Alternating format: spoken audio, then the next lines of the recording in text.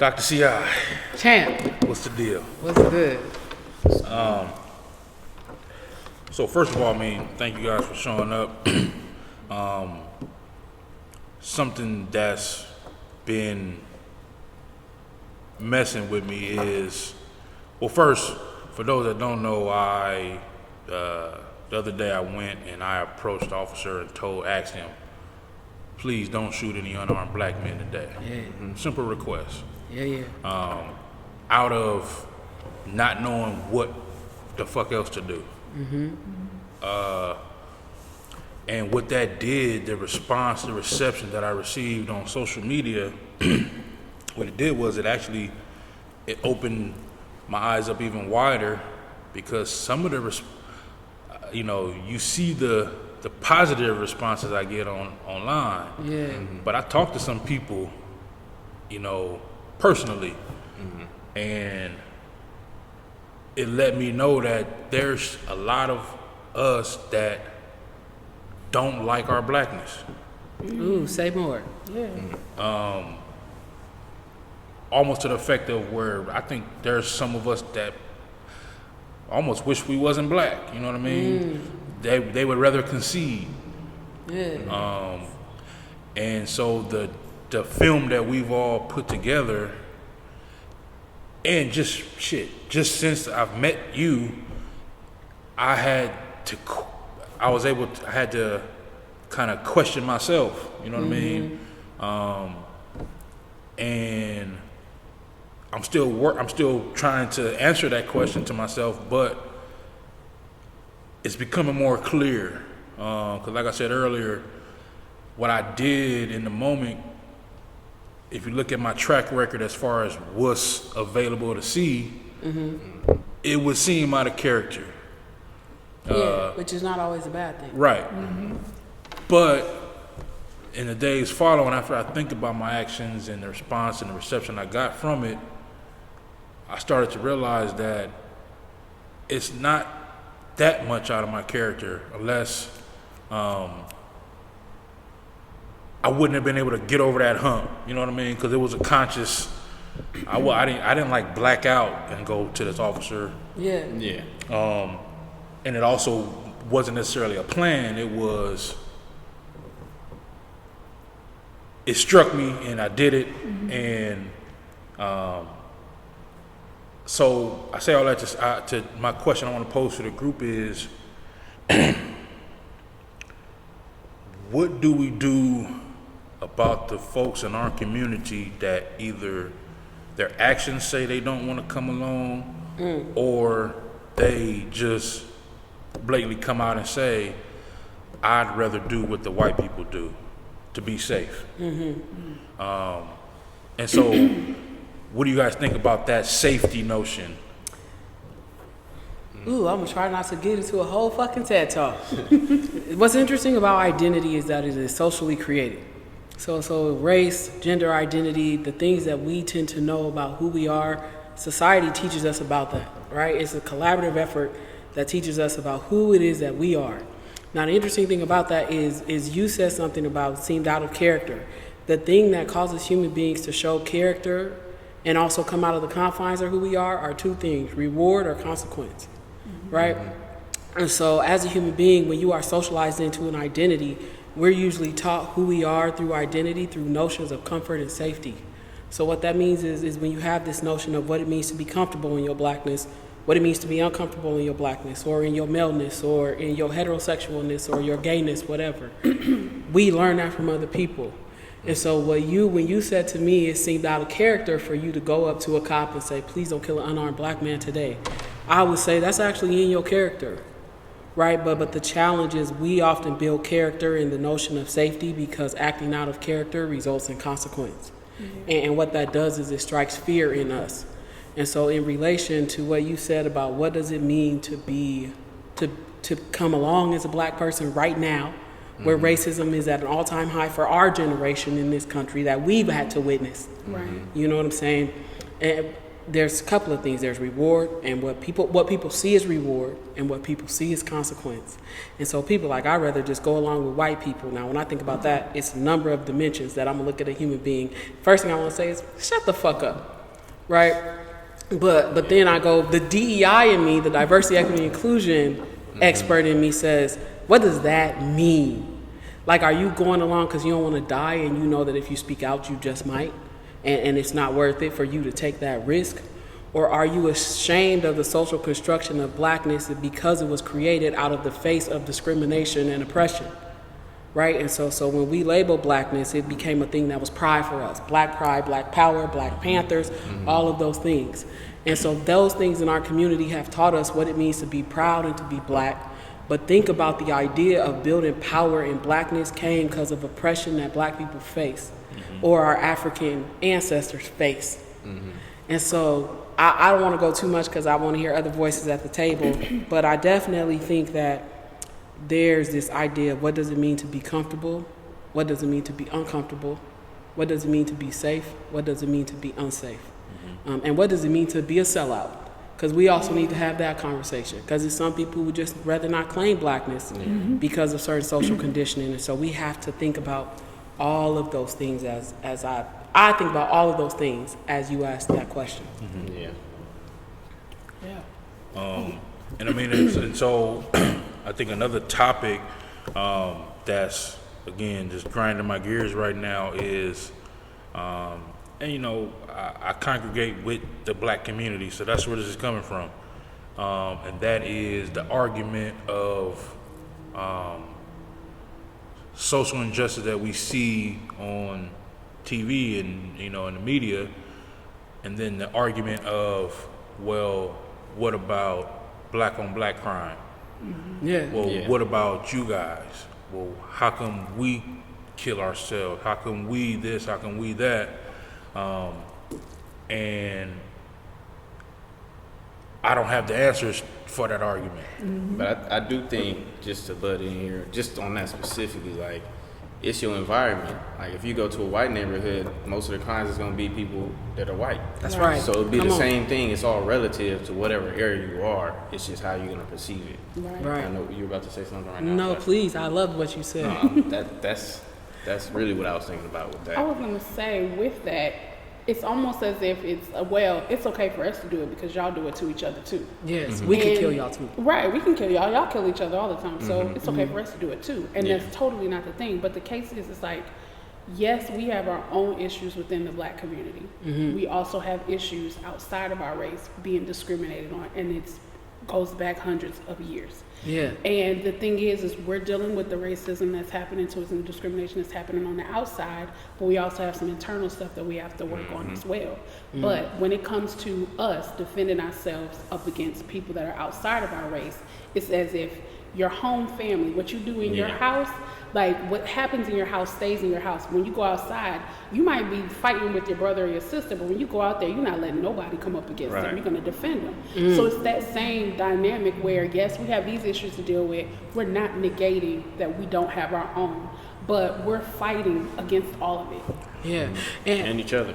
Exactly. And the internalization of violence in our communities is also not only, but also related to transgenerational trauma that has happened to us since we arrived in this country as cargo. Right. You know what I'm saying? And so when I think about that, I also think about the fact that people, like what you said, black people kill black people. Well, do me a favor. Go look up the statistics of serial killers in America and the races of serial killers in America and their victims. You know what I'm saying? That is a prime example of white on white crime. Right. And the way that violence is perpetuated in our community also is very heavily related to racism and oppression, because it wasn't other black people putting guns in our communities. You know what I'm saying? Those guns was coming from distributors of other places and different races that had the power to purchase those in bulk and give them to us. You know what I'm saying? It was things like that, like the fact that there's a liquor store on every corner, and it's easier to get a license for a liquor store than it is for a dispensary. You know what I'm saying? It's cheaper. All of those things are systemic oppression that are directly related to some of the factors that contribute to violence in our community. Now, I'm not making no excuse in saying that it's all everybody else's fault. Yeah. But people don't understand that also when I remember when I was growing up, it was organizations in my community that was fighting against black on black crime. I would say crime in our communities, because the fact that people say black on black crime is heavily related to racial bias and is a fallacy, okay? It's just fucking crime. Right. Okay. Period. Right? And so like, I remember things like what we used to call Omaha the Mad Dads. Had people come and give their guns away at a park, and they would give you money or a prize or something Yeah, for they do it. that here. They do You that know what I'm here saying? too. That's Buyback. Yeah, you buy it back. Like, we've been doing those things in our community, but y'all didn't pay attention to them as a whole until we start pointing the finger at y'all about the contributions that y'all created related to violence that harms us. And so my problem with when people say, well, what about the fact that we kill each other? I'm like, yeah, we pay attention to it because it's closer to us and we fight it. But many of y'all white people or allies, whoever the fuck y'all are, not gonna come into our community and say, we gonna stop crime from happening in your community. We gotta do that. We the work mules that do that. Right. Like, if you was just as worried about it as we was worried about it, and you brought your resources into our community to help us fight things that we've been fighting for a long fucking time, yes, the crime rate would go down in our communities.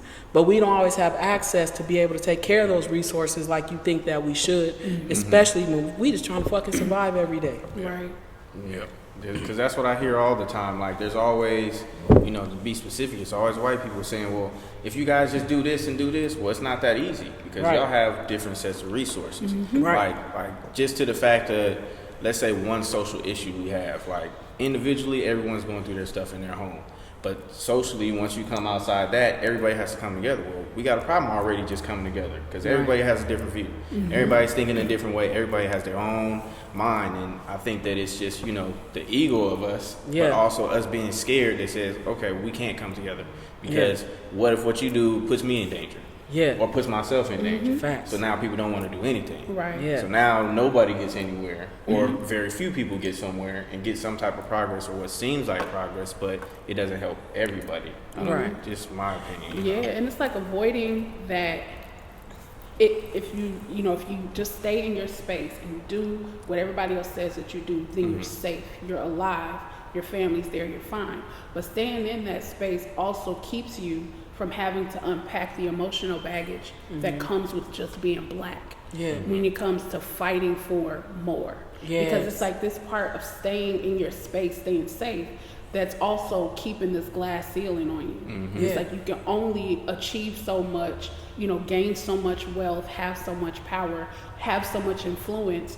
It has to stay within here. But the Right. second it's past what we believe you're capable of doing, then all of a sudden it's a problem. Right. And there's a lot of emotional baggage That's right. that comes with just being black. Yeah. Yes. So to fight for anything else, sometimes people don't have any other energy left That's to right. fight. I agree. And speaking of that energy, that makes me think about the shit that people say when they're like, well, y'all protest and riot in your own neighborhoods.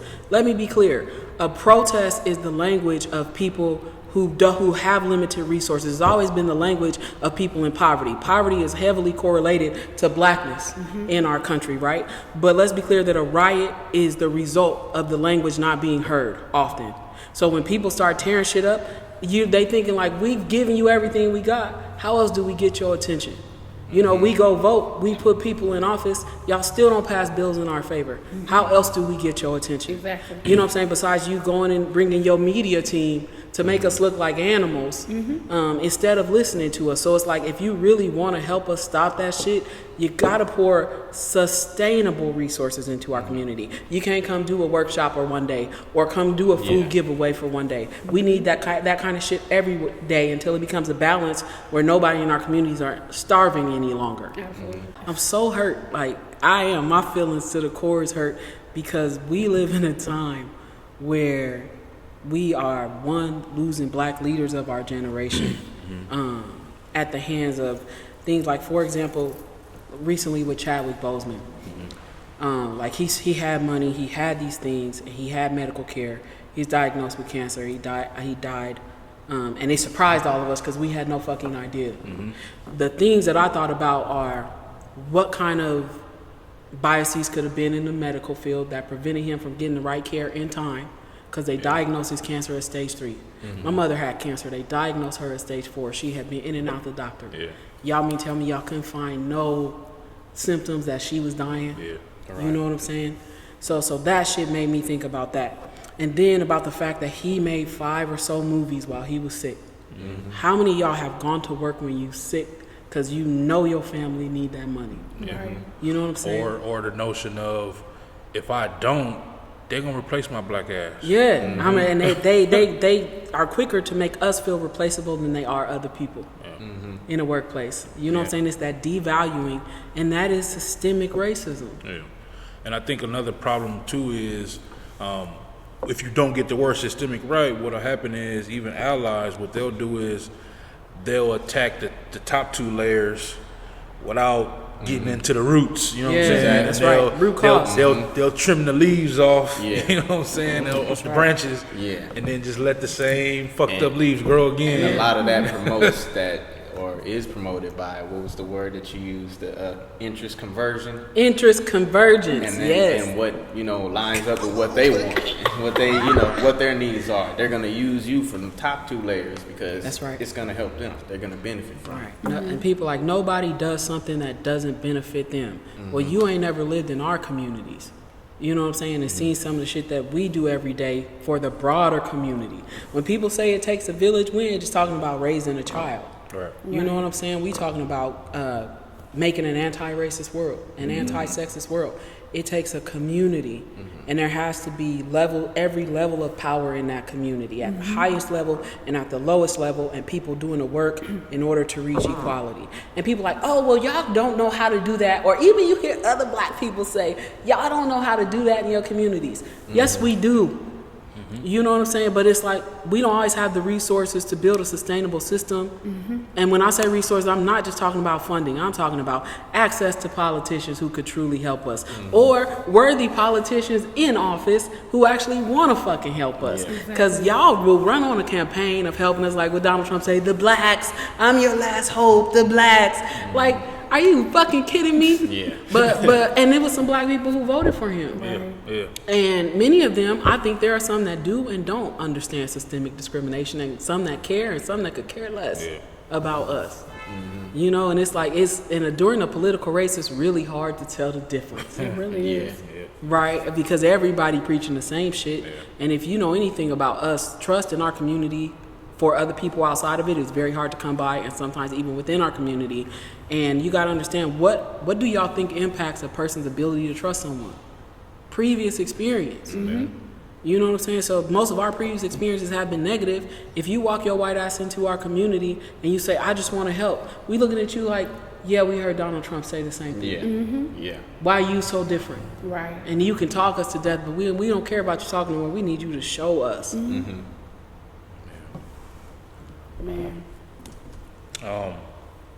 And another thing is, what I want to talk about, like, what do you guys? Oh, so speaking of 45, I can't say. Right. I feel you. Speaking of 45, what do you guys think about the fact of there's a lot of people in our community that say, oh yeah, getting out the vote, yeah, that's cute, but that ain't about to change nothing. That ain't gonna do it. I want to be clear that we have to attack legislation. We have to attack, and because voting isn't just elected officials. It's there's policies and legislation and so on and so forth. And it's kind of it's definitely part of the dismantling. You know what I'm saying? Yes, it is. So I want people to know, voting is just it's just a piece, but it's a definite absolute piece. Yeah. You know what I'm saying? So don't downplay voting as something that's set up for us to fail. Unfortunately, we have to use our democracy and go vote to change these things. But trust and believe, there's measures that are put on these ballots that can start the process. That's right. Yeah. So we have to vote on those policies to change something more direct. You know what I mean? That you won't see right away. And then, we only vote every 2 years, every 4 years. That's right. So the opportunity is now. I mean, this is one of many opportunities that I think we got to wake up and say, almost if you don't even understand it, we're good at taking a leap of faith with a lot of stuff. Yeah. Let's try this one. Leap of faith on this. Let's try this one. Yeah. Because we've all then left the house with or without, or went and did something that we maybe I shouldn't have done, but you just trusted yourself and your instincts. Let's try it with this. You know what I mean? I think I'm someone who hasn't been registered to vote, many years. I am now, because that's just one thing I can scratch off my list as far as what have you done. Yeah. You know what I mean? Because everyone's protest doesn't have to be in the form of what you think a protest looks like. It can be in the form, it can be anything. It can be anything. That's right. And luckily, and to our detriment, sometimes we live in a country where we do have the right to vote. We do have a say-so. Yeah, that's right. And so we have to use it. We can't let the same freedoms hold us back. You know what I mean? Yeah. If we gotta the inches they give us for freedom, we gotta use them all up and go do what we can. You know what I mean? Until we. And eventually, I think that leads to, again, we're voting on policies that might get us to the right elected official in the position. You know what I mean? Yeah. But it's just steps, and I'm not a political expert, but damn it, go vote. Exactly. Yeah. I was gonna say, we just had Cheryl was talking about trust. We have a huge issue with trusting. Come on. Period. Whether it's politicians, people in the medical field, people in the judicial system, we have a hard time trusting because we have a long history of issues, situations where we have been taken advantage of, we have been killed, we have been incarcerated, we have been whatever, used as experiments, all of that stuff. So it is hard for us to trust. But voting is something that we do have control over. And for people to say, well, it doesn't matter, they're going to put whoever they want in the office. If you don't put your vote in to make it count, then you have no proof that was the case. Because you didn't say anything. And if you multiply that times hundreds of thousands of people, it's easy for bullshit people to get in the office. So what you're saying is to put your vote somewhere, not just have it, you might not know who you want to vote for, but just... put it somewhere so it can't be used against you. Exactly, but even with that, make it your point to understand who the people are that are running for office, understanding what their platform is. And it can't just be, okay, I voted and you walk away. No, now that you've elected somebody, now it's your job to hold them to accountable. You said you were going to do this, that, and the third. You're writing Congress. You're calling your mayor's office. You're doing whatever you need to do to make sure that what they said that they were doing, they know they're going to be held accountable. Yeah. You know what I mean? It didn't always used to be. Go ahead. I'm going to play devil's advocate just a little bit. Okay. Because in a system that you don't trust, submitting your vote to it can feel like support. And if people don't trust the system, they don't want to submit nothing to it that feels like support. Donald Trump did not win the popular vote. Right. He was still elected. That's happened a number of times where a president has won the Electoral College and not the popular vote, and the people's vote didn't matter. Boom, trust broken. Trust is the easiest thing to break, the hardest thing to get back. Right. And if we're looking at it at a systemic scale, our communities are like, we don't trust you enough to vote. Or even when you did vote, you voted for people that you thought you could trust and they let you down. I never learned to swim. I'm learning to swim as an adult right now. You want to know why I never learned to swim? My mother and her 8 siblings, when they used to go swimming when they was younger or would go to the pool, there was an instance where at a public pool, this was during segregation. The black kids came to the pool, they poured acid in the pool to stop the black kids from getting in the pool and to get the ones that was in there out. Well, my mother never ever went back to a public pool after that. Because her fear, that pool place had lost her trust. Her fear was that my kids could die if they get into a swimming pool. Right. Not from drowning, but from the fact that somebody that doesn't want them there could kill them. You know what that does to trust? Yeah. And you said something earlier, Champ, and I'm thinking about it, about voting is one part of it.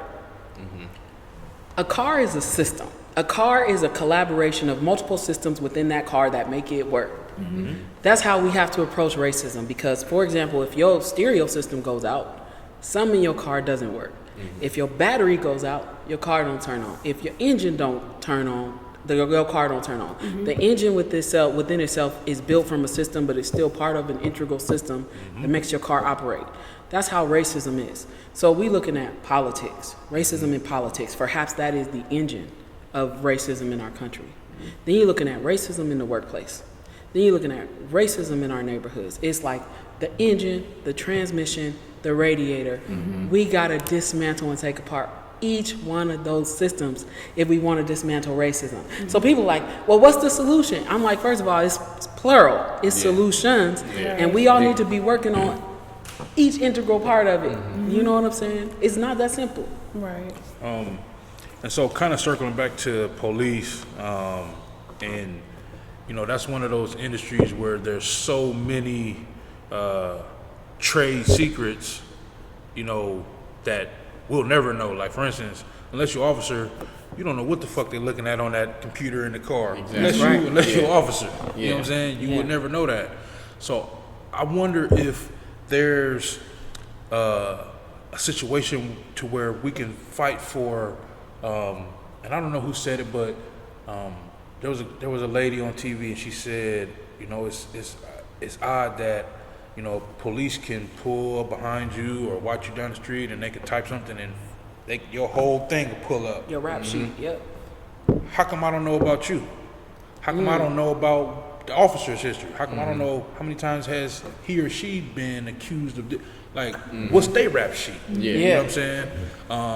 And then on top of that, I think we have to stop treating police as if they're, you know, a grocery store worker. Like, it can't just be like a job. It, you know, they have to be, I don't want to go to the extreme, but I'm thinking like we might have to go to like where it's one police, like one federal, you know, governed police, to where we know that across the board everybody's getting the same training, everybody's getting the same thing, and yes, because right now the policing that happens around the country, it's all it's relative to the area. You know what I'm saying?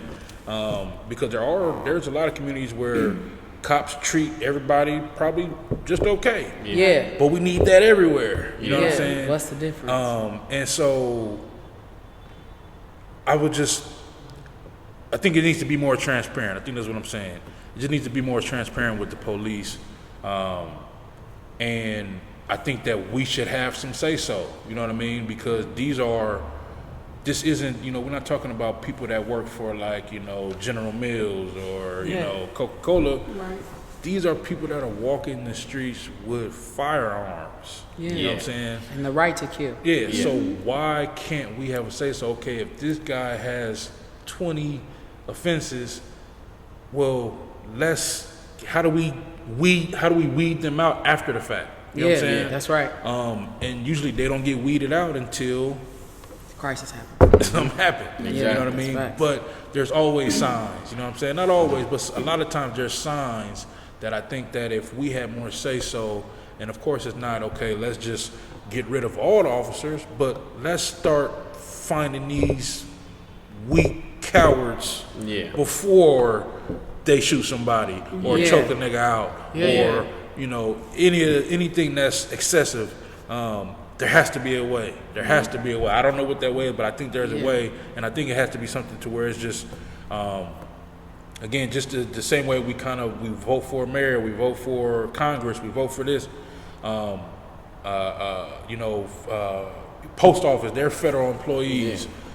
I just think we could take it a step further, because I think this individual patrolling that we have it's a lot of places to hide. You know what I mean? You giving me an idea. There's so many places to hide. I got an idea too. Come on, Boogie. It's almost like you have to. Everyone should be accountable by a petition for review. So a lot of times, you know, if something happens, let's say there's an incident between us and the officer, Yeah. all that information is there. And if you go in and you report and say this and this happened and I was mistreated, it's still going to be there. There is a log of it. But what happens with that? Right. You know what I mean? So if we all, let's say it's 20,000 votes and we come in and petition for it and there's 20,000 people to say, yeah, we had encounters with this person. Let's look into this. So now you have to go and review it, but there has to be like a definite like outcome from that. If it gets reviewed, that could either be now you get a specific type of training, but to me, that's a way out. Like there has to be a hard consequence, like there has to be a loss. Based on the offense, I think so. Well, the biggest problem is that the police the police. You know what I'm saying? And it shouldn't be them. You know what It should I'm be saying? somebody else. And even if you say, okay, there's internal affairs. Well, yeah, there's a bunch of stuff, but those are still people that are on this side of the law. You know what I mean? And so it's a fraternity. Yes. You know what I'm saying? You got the DA, the public defenders, they go golf together. You know what I'm saying? Like, so it's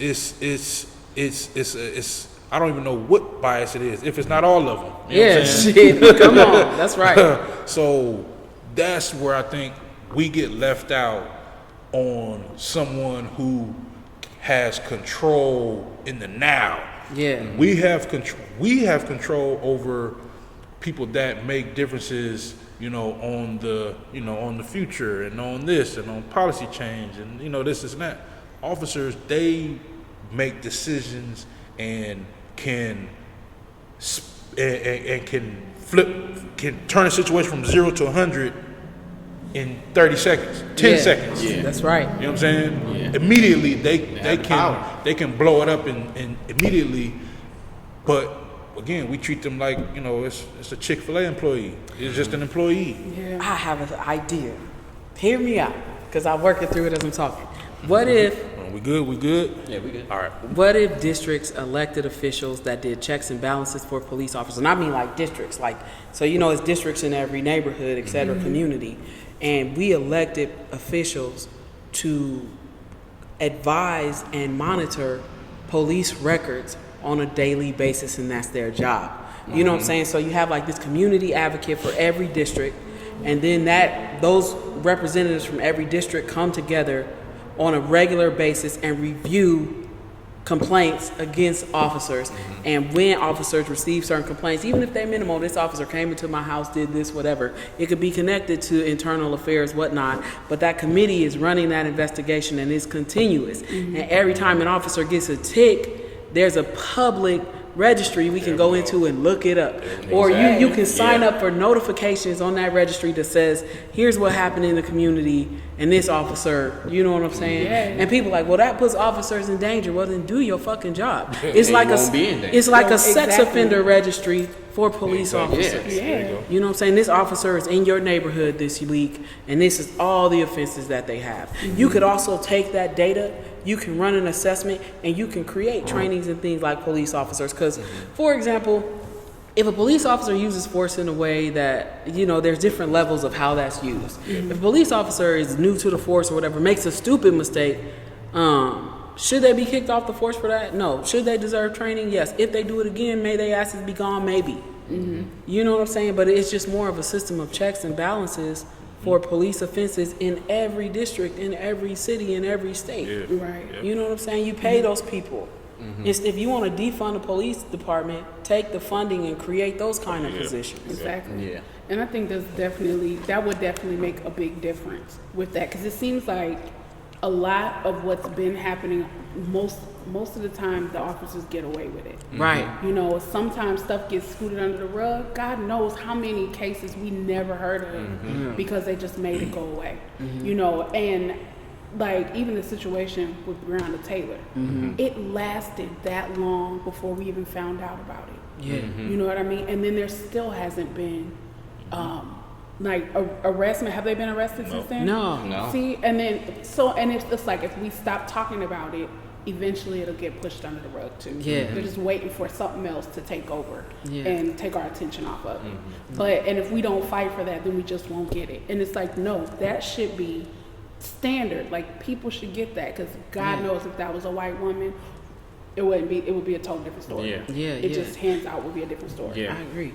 Legislation would have got changed or Heck something. Yeah. You know what I'm saying? Mountains would've got to be moved fair, quick. that they changed, the no-knock warrant thing because of her situation. So that's being fair, but still, those officers would have all been But those are arrested, those pieces, tried, like you were convicted, saying. everything. Those are the pieces to the puzzle. Like that's one part of it that could prevent 5,000 situations just like that from happening. But it's not the only thing. You know what I mean? Like bringing, that whole idea in and of itself is like, it's genius because it separates that line right there.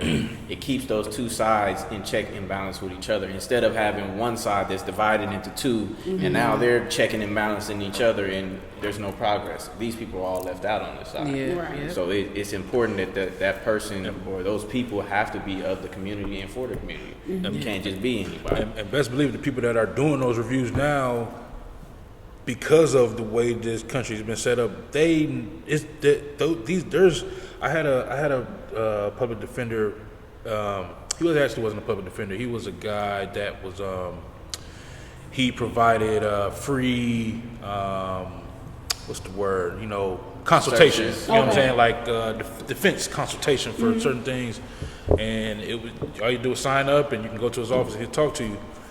He told me himself, this is a white man. He said the law is designed to be confusing, misleading, all of these things because they're counting on the fact that a lot of people just won't take those steps. It's designed for you to say fuck it and go get an $18 an hour job somewhere and call it a day and save up for the for the 2-bedroom house and That's it. That's what it's Be designed. happy and It's not designed for you. Yeah. It's not designed for you to infiltrate the multi-billion, how many billions of dollars trucking does in this country. It's not designed for you to infiltrate that.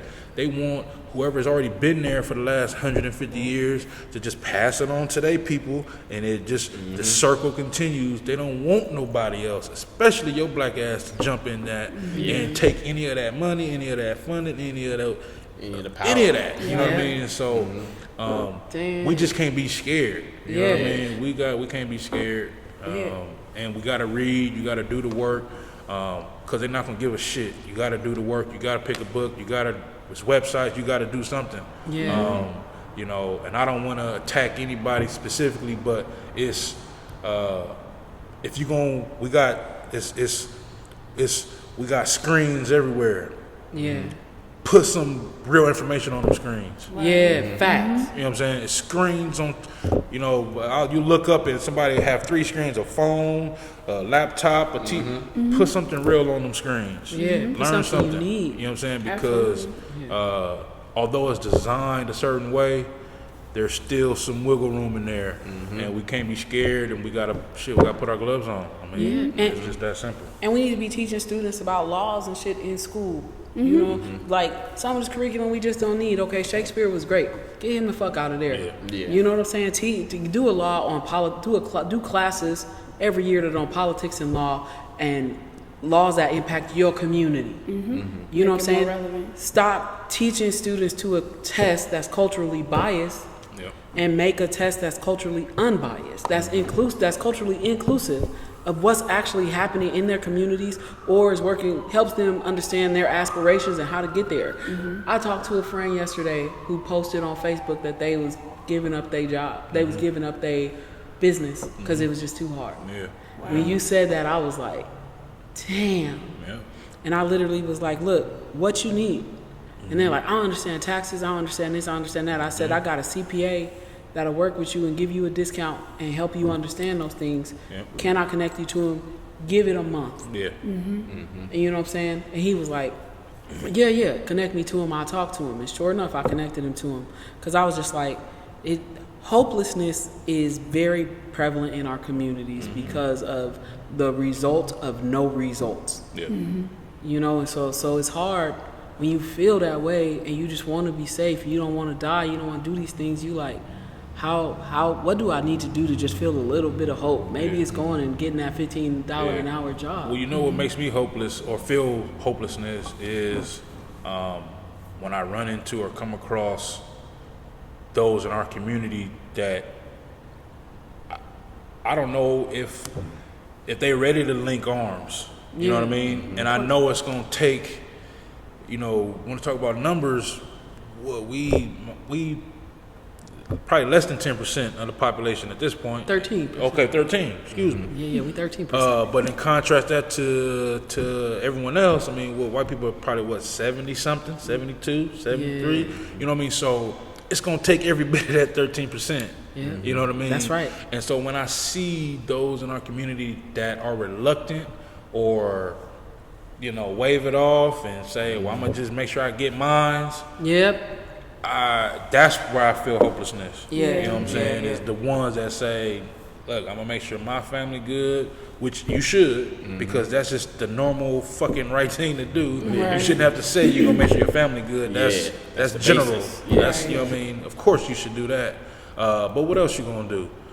Because, we talk about family, your family is the people that's in your house, but 200 years from now, what is your family gonna look like? You know what I'm saying? You won't know, but you can start building that for those people because the family's gonna be there. People gonna continue to get born and be here and be around. So why not plant some seeds that can help your family 200 years from now? And everybody think they good till tragedy hits them. There you go. Right. You know what I'm saying? People like, oh, my family good, we eating well, we doing well. I'm like, Michael Jordan was a multimillionaire when his father got killed. You know what I'm saying? Bill Cosby was a multimillionaire when his son got killed. And they was doing great. Financially, I should say, because I don't know what was happening at home behind them doors, you know? But the notion of what it means to be good and comfortable is not always what you think until someone cashes your reality check. Right.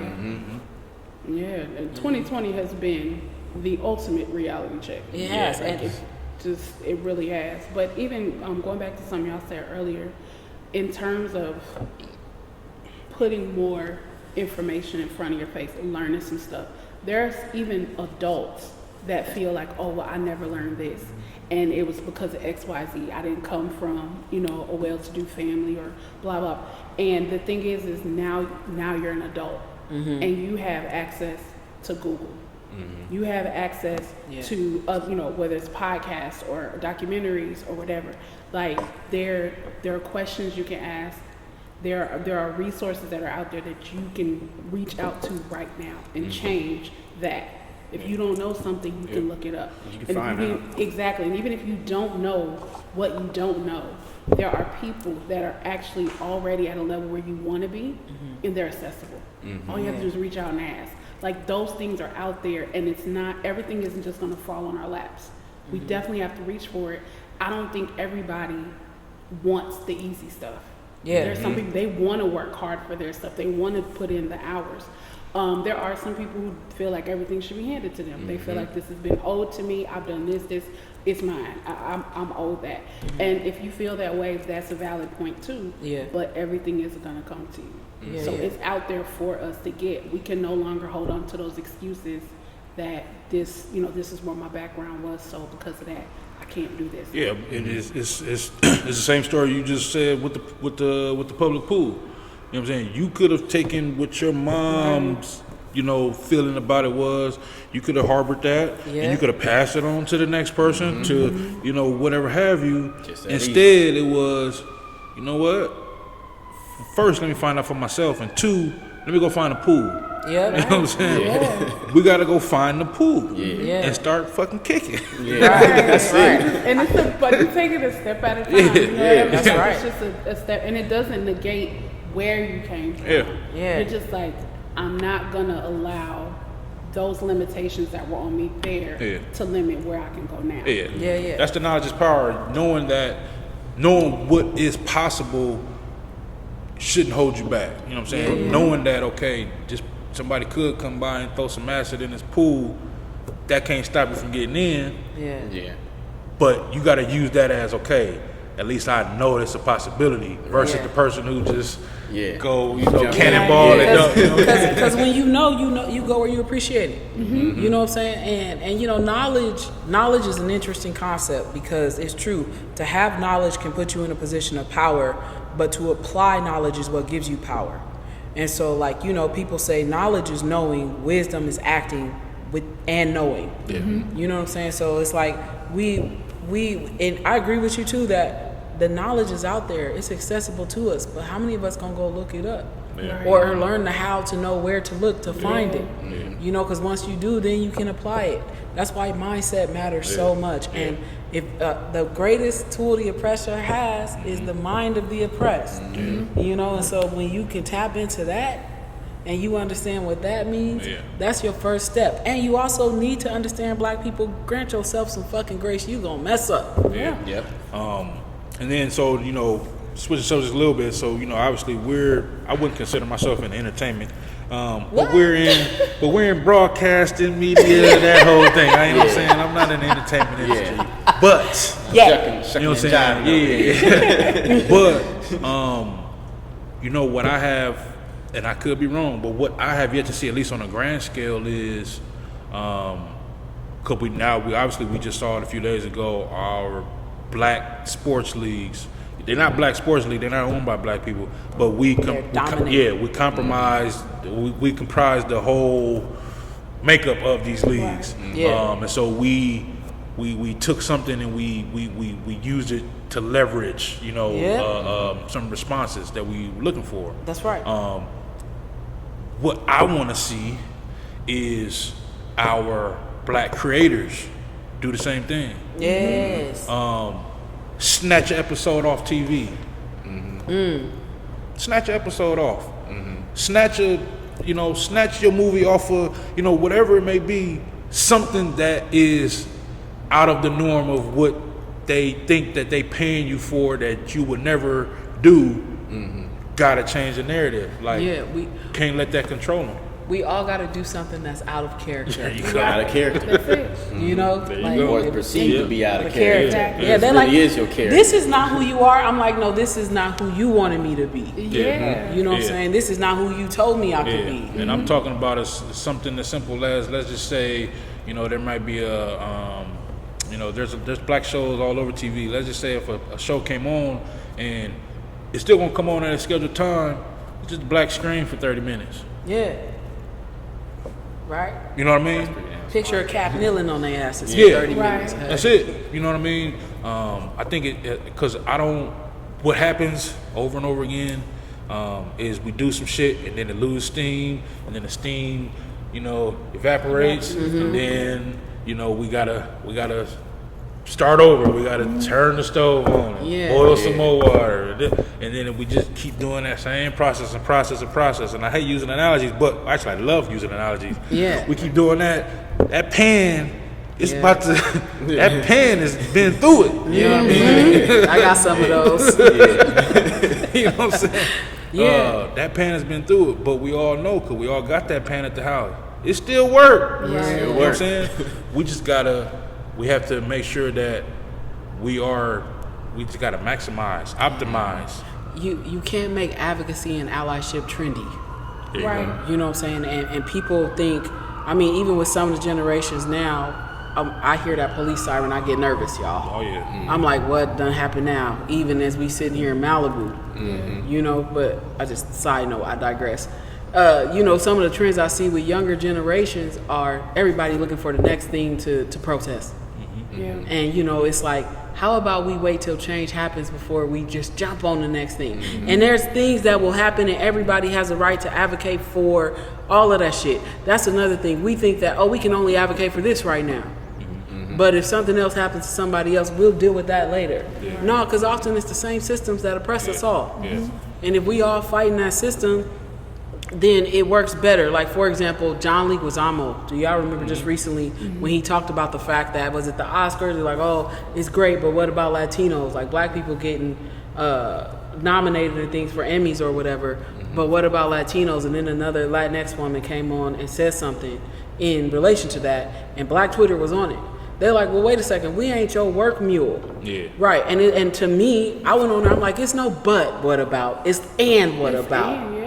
So while we fighting for us, y'all could be fighting for y'all, but we all fighting the same fucking people that create the vote. Definitely and. Right. You know what I'm saying? I'm like, so take that but out of your vocabulary, bro, and put an and in there so that it's no zero tolerance. We call it zero tolerance policy. It says, I can't help you because if I help you, it's going to hurt me. Yeah. It's like, it's not that black people don't want to support you and that we won't support you. It's that you just can't expect us to do your work. I think exposure matters. The glorification of our role models and what they did coming up for the people that look like us were in those fields. Like, think about in school, when did you learn about the first black astronaut? You know what I'm saying? If ever. All right. When did you learn about George Washington Carver? During Black History Month. To learn about one black person a day and what they did outside of what has been perpetuated as our norms for success was rare. So, you know, the things, 98% of homes in America have televisions. But what do we see on television? We see sports. We see videos. And in those sports, in those videos, people look like us. We might see one black news anchor. Yeah. You know what I'm saying? It's like, if you want us to aspire to be those things, you got to expose us more to those things. It's not enough for us to go on a field trip to a Black History Museum once a year when we in the 6th grade. We ain't paying attention to that shit. You don't know why? No, I won't say we ain't, but most of the time, that's not what always catches our attention. It's what is glorified in front of us. Yeah.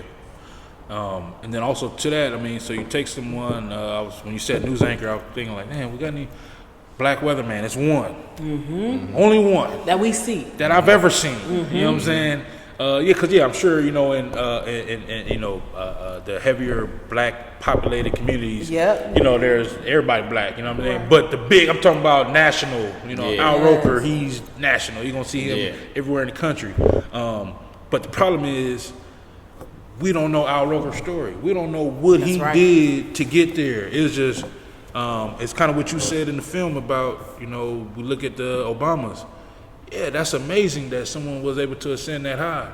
But let's backtrack. What was the route? Because my experience might not be the same if I want to be president. Yeah. So I need to know what I might come up against. I might need to know what I need to know. To, you know what I'm saying? What about the process? So a black weatherman, okay. You think about, I remember there was something I got an email a couple years ago.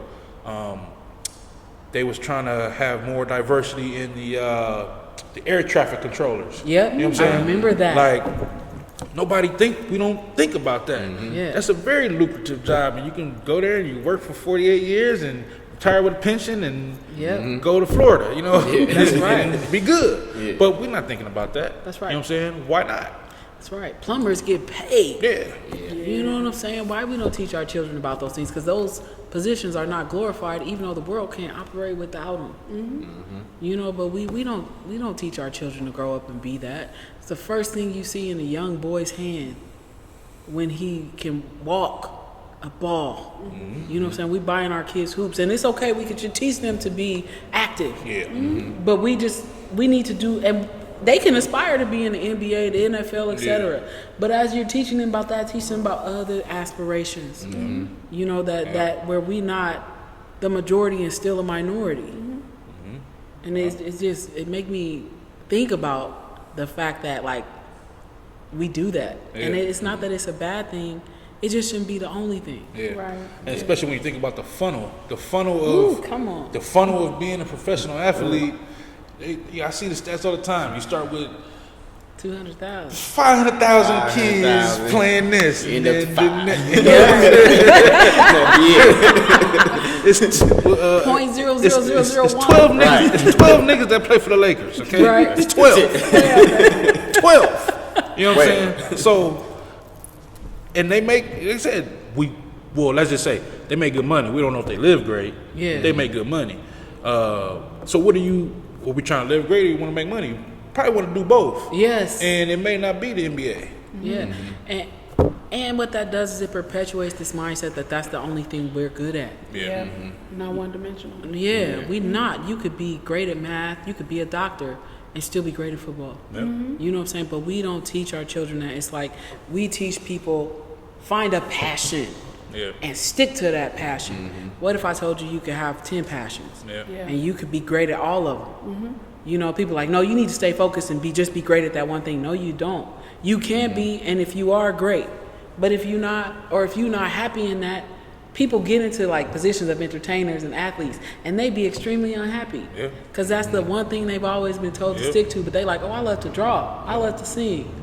You need to be able to have access to excellence in all of those avenues. And if you're just thinking, it's just me, it falls on my shoulders all the time, and that's it, then you're already setting yourself up to fail. Because you can have multiple passions and then create jobs for other people. Come on, you know what I Tasha. mean? And then you can take that, you know, if you are a ball player, you can take the funds that you make from that and help fund some of these other projects, and this allows you to pour back into your community. So there's absolutely nothing wrong with it, but you're right, that's not the only way. You know, we need more chemists, we need more electricians. You know, it's like we need more of these things, and that representation makes such a big difference. And I feel, despite like how we grew up, the kids that are coming up now, there is more diversity that's starting to happen. That's right. Which I love to see, you know, and simple things like something from Barbie, you know, to have a Mattel doll that's in a wheelchair. Yeah, that's Something right. Or that has a vitiligo.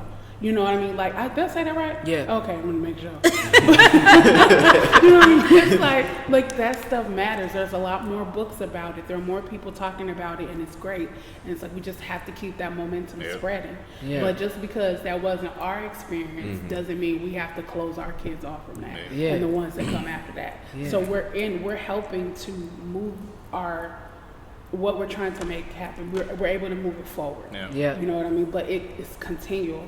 We have to keep going. You know, it's 400 years that slavery lasted. For us to think that we can fix all of the issues that happened within slavery within one generation. Yes, It's come on, ridiculous. Tasha. That's Absolutely It's too much ridiculous. trauma. Yes, It yeah. is. Built up. It's ridiculous. So, but to speak to that, but I think one thing here's what I think, why I think everything keeps getting riled up is because I think at the very least we expect, okay, it's gonna take time. Yes. It won't be us. It won't be, you know what I'm saying? We probably won't be alive to see it. Yeah. But we can start it. But I think what happens is we like, okay, it's like when you, I think what we thinking is, okay, I know it's a bigger picture, but damn, there got to be something that can change overnight. Give us something. Yeah, You know what I'm saying? give us something, Just that's give right. me, let me at least feel that it's headed in a certain direction. So at least I know that, you know, what I'm doing or what I'm saying or what I'm trying to advocate for is at least being heard, and you know what I'm saying? So just inch, even if it's inches, just inch in that direction, and then as soon as we get those couple of inches, another nigga shot in the back. You know what I'm saying? And so then it gets snatched away, and it's like, all right. Yeah. And change happens as fast as the masses want it to happen. Because let's make no mistake, none of us would have received a $1,200 check if it wasn't for COVID. That money was there. It was there. You know what I'm saying? The reparations could have been there. But it goes back to interest convergence. What are you going to benefit from if you give us that? You know, it's a shame of the selfishness that has created oppression. Yeah. And so it's like, change could happen overnight. Yeah. But if the masses don't want that to happen right now and they still in positions of power, it's not. You know, it's this Christian philosopher, his name is Paul Tillich. I was talking to Tasha and him about it yesterday. Trump is an avid reader of Paul Tillich. If you ever watch The Apprentice, his books are on Trump's desk. He's a Christian philosopher who talks about what happens when change happens in society. He has a book. What is the name of the book? I can't think of it this much. I'm about to look at my phone. No, not the 48 Laws of Power. I'll look it up as I'm going. But in this book, he talks about what happens when change starts to happen and when people who are in power lose control. Oh, yeah. And he gives you the recipe for that shit. And he labels like fear of anxiety, fear of death, all of these things that cause us to behave irrationally. It's called the courage to be. And he talks about if you really want change to happen, here's how you do it, and here's all the steps you need to go through as a human being as you evolve. And here's what you need to be prepared to face. And he talks so clearly, but you have to know about how people in power, like white people, are going to react when they see change coming. You know what the prediction is for 2040? Over 50% of the world is going to be people of color. You know, and in the United States especially. If you've always oppressed people of color and now all of a sudden they start to outnumber you, you would take drastic steps to prepare your future generations to control the world so that they don't get into positions of power. Look who we elected as president.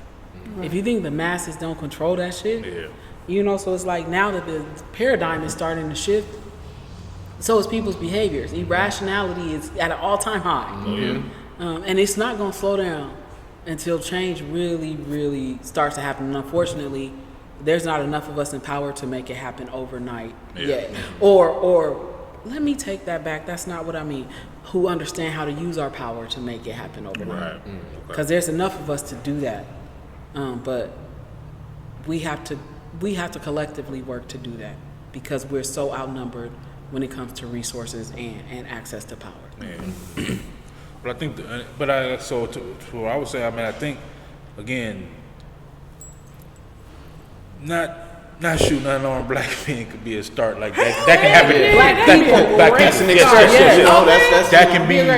They can start that. We can start today on that. You know what I mean? Because that don't take no policy. That don't take no policy. You know what I'm saying? Have you ever? Sorry. No, go ahead. Finishing the thought. Oh shit! What was I Not shooting unarmed black man could be a start. I forgot. Changes you can see. Damn it! I'm fine. Go ahead. No, you go ahead. Have you ever seen Watchmen? Yes, one of my favorite I haven't seen it yet. No, the series on HBO. I've seen that too. You seen when they lock the cop gun, and you have to get permission to unlock your gun. They had to call it in. You have to call it in. So that was a great idea too. I was like, but I also get police officers could be in very dangerous situations, Right. And you know, approaching that could happen, Right. You know. But if it's, I wonder. I'm like, how could that system be more effective, and not also put cops in danger? Right. Yeah. So it's kind of where I was going. It's kind of similar.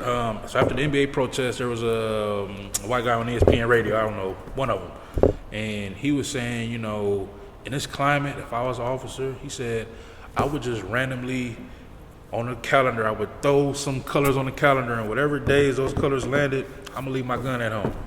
Like that, you know what I'm saying? To where it's like that would lower the because it's all about opportunity. You know what I'm saying? And the opportunity is there because they have a firearm. Yeah. You know what I'm saying? So he was like, of course that wouldn't be logical because again, now what if I need it? Right. But he was just like, for someone to even think that could be a possible thing, it's like, has it come that far?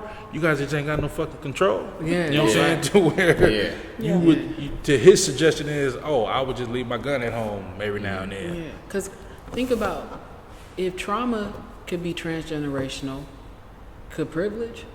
Absolutely. Exactly. You know what I'm saying? Could hate? That shit could be transgenerational. So it's like, y'all also got some work to do I think too. it absolutely is. You know what I'm saying? Yeah.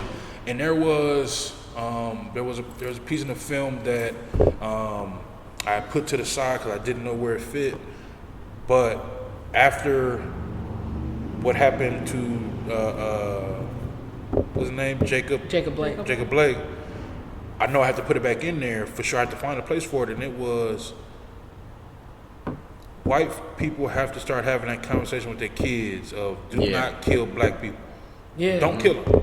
You know what I'm saying? And That's crazy because that you again, have to it's tell somebody that. because it's like you said, it's generational. And so there's generational races that the kids, you saw the video, the kids somewhere in the Midwest, and they was, mocking the Native Americans or something. And these are kids, they like 15, 16, high school kids, and going, with the MAGA hats on and just doing the most. And it's like they not even.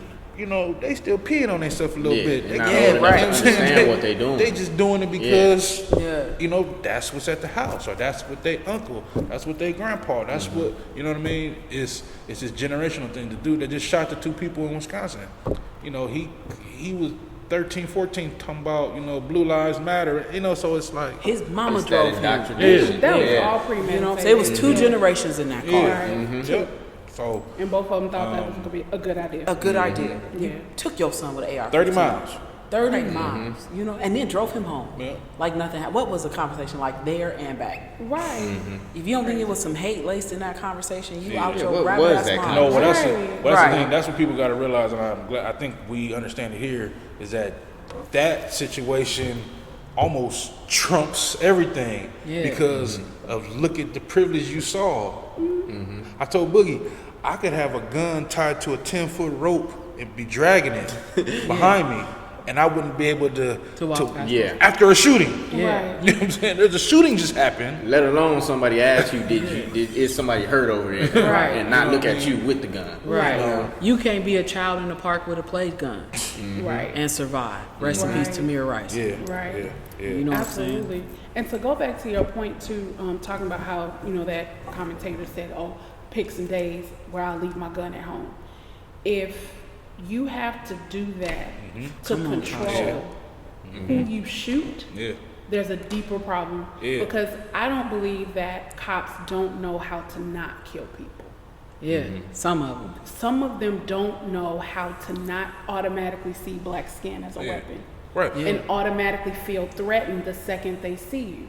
And that right there by itself is generational. Yeah. Because the biggest thing was slave masters were always afraid that slaves were going to revolt. That's right. So that was always that thing. So they did everything they could to try to oppress them, do everything to exercise their power over them to break that spirit so that they wouldn't want to fight. That's and right. even to this day, black excellence is the number one thing that they're afraid of. Yeah. Yeah. Because they feel like if we're excellent, we're going to do the same things to them that they did to us. Yeah. And that has never been our way. Right, because supremacy itself is a fallacy. Right.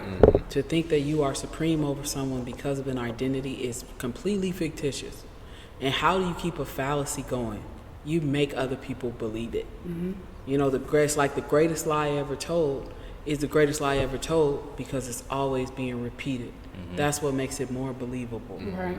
You know what I'm saying? And like you said, leaving your gun at home, that doesn't leave you supposed to. You need to leave your thought process at home. Exactly. Because you That's where it might starts. choke us to Yeah, death. because the Right. your knee on gun me. is just the Right. it's just the vessel. You know That's what I mean? Yeah. It starts up in here, and so yeah, if that's just a random solution he throws out there, that just lets you know that they're not even thinking about the thought process. They're thinking about the action versus how you get to the action. You know what I'm saying?